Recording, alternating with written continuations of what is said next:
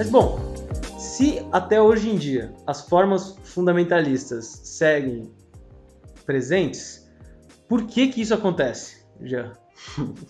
Aí, né?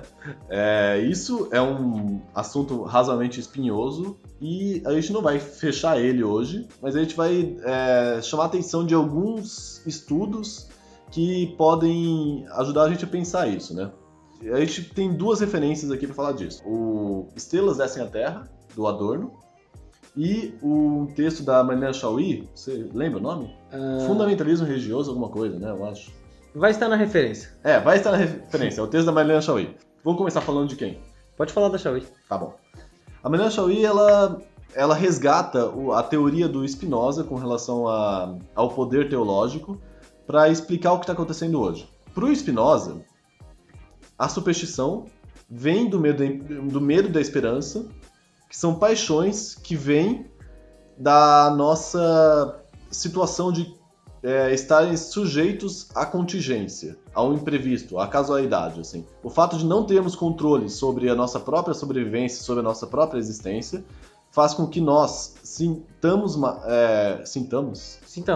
Tá. Faz com que nós sintamos mais medo e esperança. Esse medo e esperança geram a superstição, geram uma confiança em coisas que não são racionais. E essa superstição, ela é instável, tão instável quanto o medo ou a esperança. O que surge para estabilizar esses afetos é a religião. A religião, ela consegue estabilizar o que seria o objeto e as circunstâncias do medo e da esperança. E a religião, ela é tão mais potente e eficiente quanto maiorem for o medo e a esperança. Então, o Spinoza usa isso para explicar o que é essa adesão à religião que se converte também em poder político, na religião sendo usado politicamente para a dominação e para a dominação da população. E a Chauí resgata esses conhecimentos do Spinoza para contextualizar no século XXI e na pós-modernidade.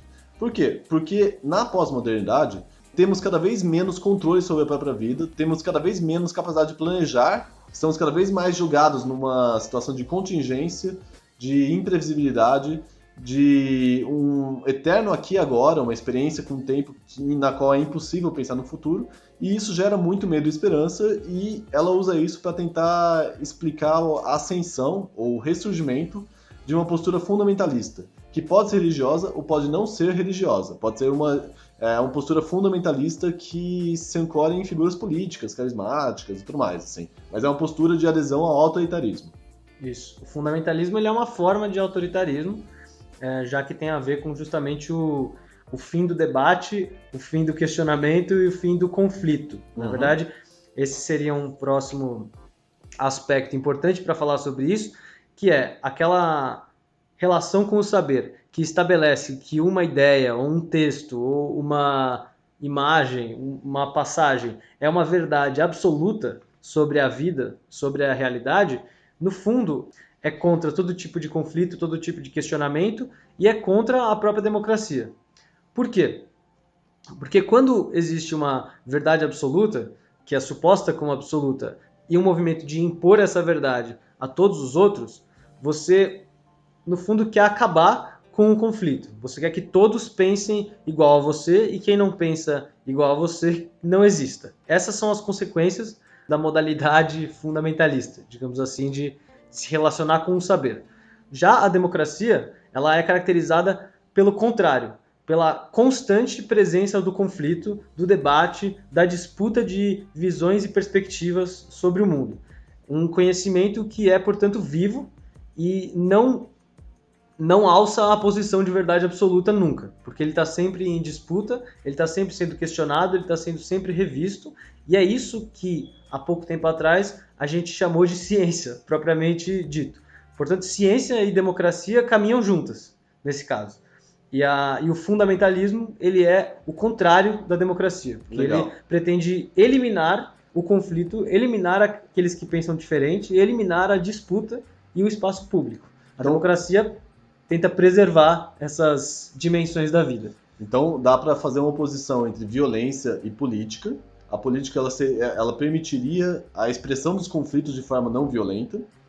E oposição entre fundamentalismo e democracia. O fundamentalismo busca a aniquilação do divergente e a democracia busca a permanência do conflito. Isso. A democracia busca a manutenção dos conflitos. Um conflito resolvido, uma situação de hegemonia, ela é ruim para a democracia. Outra referência que a gente mencionou mais cedo também, que nos dá pistas aí de entender por que o fundamentalismo mantém-se, é o livro As Estrelas Descem à Terra. Vou falar bem rápido, porque a gente ainda tem outras coisas para dizer, mas foi um livro escrito pelo Adorno, a gente já mencionou ele no programa anterior também de história de detetive, para falar do positivismo e tal. Esse livro ele é o relatório de um estudo que ele fez sobre as colunas de astrologia do jornal na Califórnia, se eu não me engano. De todo jeito, o que ele defende nesse livro é que existe uma variação ao longo da história da nossa suscetibilidade a conhecimentos ocultos e alheios aos próprios sujeitos. E essa suscetibilidade depende de condições psicológicas e sociais. Então, ao longo do tempo, as pessoas estão mais ou menos suscetíveis a acreditar cegamente em teorias das quais elas não participaram na elaboração e teorias das quais elas não sabem de onde veio. No mundo pós-moderno, como o Jean bem trouxe, que tem a ver com uma sensação de impotência e descontrole sobre a vida, a falta de planejamento, a questão do mundo ser reduzido a um tempo do presente, todos esses elementos caminham para que a gente esteja mais suscetível a acreditar em conhecimentos ocultos e alheios. O ocultismo moderno, nesse sentido, ele é uma adaptação abstrata, estranha, de superstições antigas. E essas superstições, elas não têm aquele papel benéfico que a religião pode ter, como a gente já disse no começo. Essas superstições, elas substituem o papel ativo do sujeito na organização e no entendimento da sua própria vida. Acabam sendo, como a expressão bonita que as pessoas gostam de usar, acabam sendo formas alienadas de se relacionar com a realidade e com o conhecimento. Isso porque já existem outros modos de lidar e entender com os problemas. De todo jeito, as pessoas, segundo o Adorno, só acreditavam na coluna de astrologia do jornal porque existem exigências e disposições que são irracionais, não tem a ver com pensamento, com razão e tal, mas que tem uma lógica que fazem com que as pessoas acreditem nisso. Uma das coisas que tem a ver com essa disposição é o fato das autoridades na nossa sociedade serem cada vez mais abstratas. A gente não sabe da onde vêm as ordens, quem elabora as decisões, quem organiza o poder. Então, uma autoridade que está distante e abstrata, que a gente não consiga identificar com ninguém, promove também, reforça esse sentido social de descontrole, de contingência extrema e tal. Lembrando que a contingência, o imprevisível, o incontrolável, sempre vão fazer parte da vida. Não se trata de desejar eliminar isso, porque isso é impossível.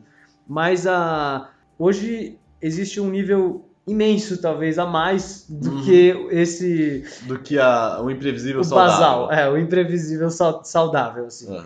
Então tem esse elemento também que nos ajuda a entender por que o fundamentalismo ainda encontra raízes para crescer.